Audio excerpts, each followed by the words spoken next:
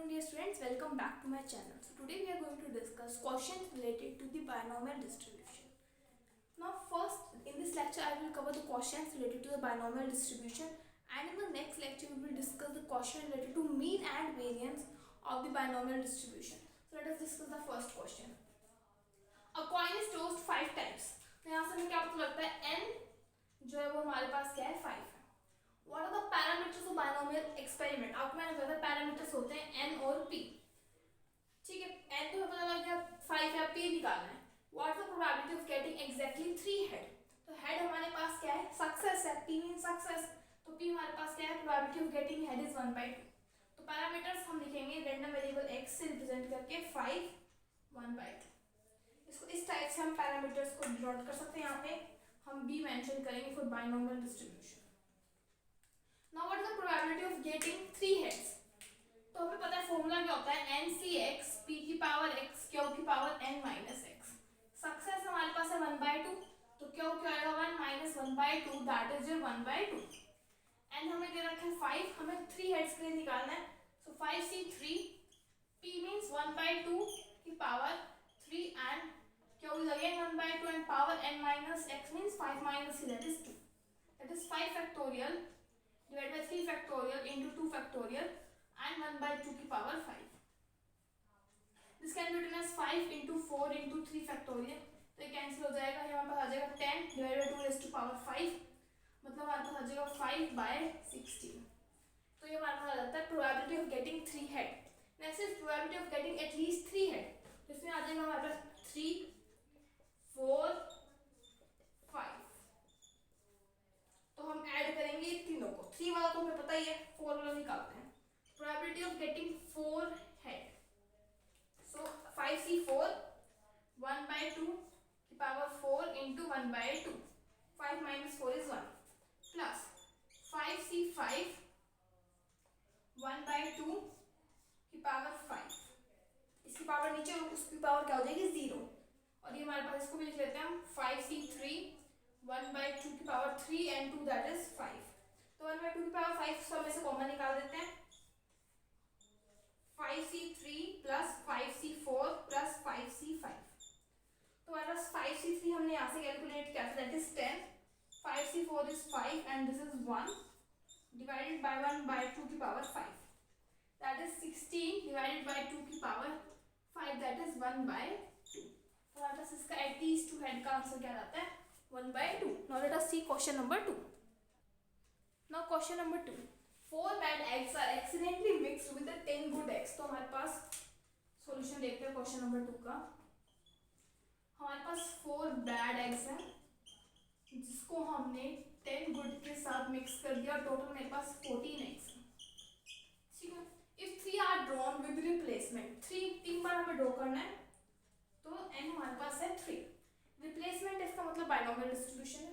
Find the probability distribution of number of bad. ठीक है. अब हमारे पास ये बैड एग का निकाला, नहीं सक्सेस कब मानी जाएगी जब हमने बैड एग ड्रॉ किया. तो बैड एग की 4/14 दैट इज 2/7. और क्या हो, क्या आ जाएगा हमारे पास 1 minus 2/7 दैट इज योर 5/7. अब हमें n जब 3 है, हमें बैड एग ड्रॉ करना है. तो हमारे पास केस में हो सकता है कि बैड एग 0 ड्रॉ करें, 1 ड्रॉ करें, 2 ड्रॉ करें, 3 ड्रॉ करें. तो मैक्सिमम 3 हम ड्रॉ कर सकते हैं. तो ऐसे बनेगा हमारे पास प्रोबेबिलिटी डिस्ट्रीब्यूशन. अब देखिए 0 है जो हमारे पास, तो हम क्या करेंगे, टोटल हमारे पास 3 टाइप्स है. तो 3c0 p की पावर, ये फॉर्मूला होता है ना NCX, p की पावर x q की पावर n minus x. सो यहाँ पे p की पावर 0 और q की पावर आ जाएगी हमारे पास 3.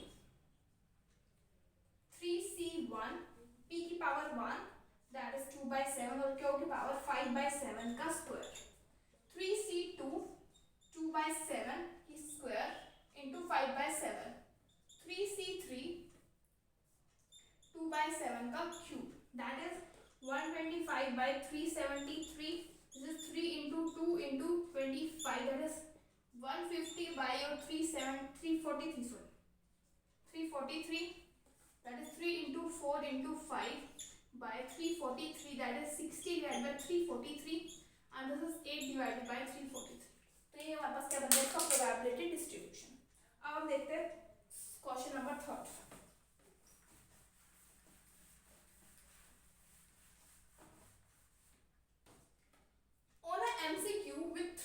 पॉसिबल आंसर्स, उसमें से एक करेक्ट होएगा हमारे पास. For each 5 MCQs, find the probability that candidate would get 4 or more correct answers. 4 या 4 से ज़्यादा करेक्ट आंसर हमें चाहिए. तो यहाँ पे n मतलब कितनी बार हम 5 क्वेश्चन है तो n हमारे पास यहाँ आ जाएगा 5. ठीक है. और हमारे पास सक्सेस कब आ जाएगी, जब हमने करेक्ट आंसर किया. तो probability of success is 1 out of 3, so 1/3, and Q is 1 minus 1/3, that is 2/3. अब हमें क्या निकालना है, probability of 4 plus probability of your 5, that is 5C4 p की पावर 4 into q की power 5 minus 4, that is 2/3, plus 5C5 1/3 की power 5, that is 5 into 2/3 की power 5 plus 1/3 की पावर 5, that is 11/3 की power 5. Now let us discuss question number 4. Now question number 4. The probability that a bulb produced by a factory will fuse after 150 days is 0.05. Find the probability that out of 5 such bulbs, first part is none fuse. तो यहाँ से हमें क्या पता लग रहा है कि probability of success कब होगी, जब हमारी बल्ब जो फ्यूज करेगी. probability of success है हमारे पास 1/20, that is 5 divided by 100, that is 1/20. क्यों का होएगा जब हमारे पास जो बल्ब है वो फ्यूज ना करे, that is your 19/20. First part में क्या बोला कि कोई भी फ्यूज नहीं करना चाहिए, मतलब probability of 0 to be fused. और n हमें दे रखे यहाँ 5, तो 5C0 p की पावर नीचे वाली होती है और q की पावर इन दोनों की subtraction, that is 5, that is 19/20 की पावर 5. सेकेंड पार्ट इज एक से ज्यादा फ्यूज ना करे, मतलब एक फ्यूज कर जाए, चाहे 1 फ्यूज कर जाए, चाहे 0 फ्यूज कर जाए. तो ये तो हमें पता है 0 के लिए 1/19 की पावर 5 प्लस एक फ्यूज करने के लिए आ जाएगी 5C1 1/20 इंटू 19/20 की पावर इन दोनों की सब्ट्रैक्शन, दैट इज 4. तो वैसे 19/20 की पावर 4 जो है वो कॉमन ले सकते हैं. 12 left with 19/20 plus 5/20, that is 24/20 into 19/20 की पावर 4, 4 5 are 4 6/5 into 19/20 की पावर 4. थर्ड पार्ट क्या बोला इसमें हमारे पास, मोर देन 1 फ्यूज, एक से ज्यादा फ्यूज करनी चाहिए, मतलब एक फ्यूज नहीं करनी, 2 फ्यूज करनी चाहिए, 3 फ्यूज करनी चाहिए, 4 फ्यूज करनी चाहिए, 5 फ्यूज करनी चाहिए.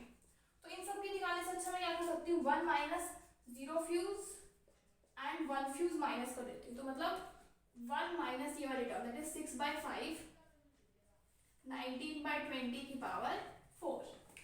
नेक्स्ट इज एटलीस्ट 1 फ्यूज, कम से कम एक फ्यूज करनी चाहिए. तो इसमें क्या आएगा हमारे पास फोर्थ पार्ट में 1 fuse, 2 fuse up to 5 fuse. तो इसको हम ऐसे कैलकुलेट करने के अच्छा ऐसे कर सकते हैं 1 माइनस P0, कोई भी फ्यूज ना करे, दैट इज 1 माइनस 19/20 की पावर 5. तो इस क्वेश्चन में हमारे पास सारी टर्म्स जो कवर हो जाती हैं. Now question number 5. In 3 trials of the binomial distribution, the probability of 2 success is 9 times the probability of 3 success. Find the probability of success. देखिए हमारे पास यहाँ से क्लियर है कि n हमारे पास क्या है, यहाँ 3n. ये बोल रहे प्रोबेबिलिटी ऑफ 2 सक्सेस, मतलब प्रोबेबिलिटी ऑफ 2 जो है हमारे पास वो 9 टाइम है प्रोबेबिलिटी ऑफ 3 सक्सेस. और हमें क्या फाइंड आउट करना है, सक्सेस फाइंड आउट करनी है, मतलब p फाइंड आउट करना है. इसका मीनिंग क्या है, 3C2, p की पावर क्या होती है x, मतलब p की पावर 2 और q की पावर क्या होती है, इन दोनों की subtraction, is equal to 9. 3C3 p की पावर 3 और q की पावर 0.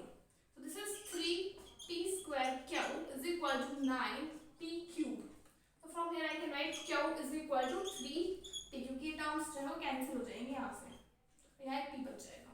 हमें पता है p plus q is equal to 1. So from here I can write p plus 3p is equal to 1 and p is equal to 1/4. तो हमें probability of success निकाला था जो हमारे पास क्या है 1/4. So I think these questions are sufficient. Now try all the questions that you can try. Till then, thank you and bye bye.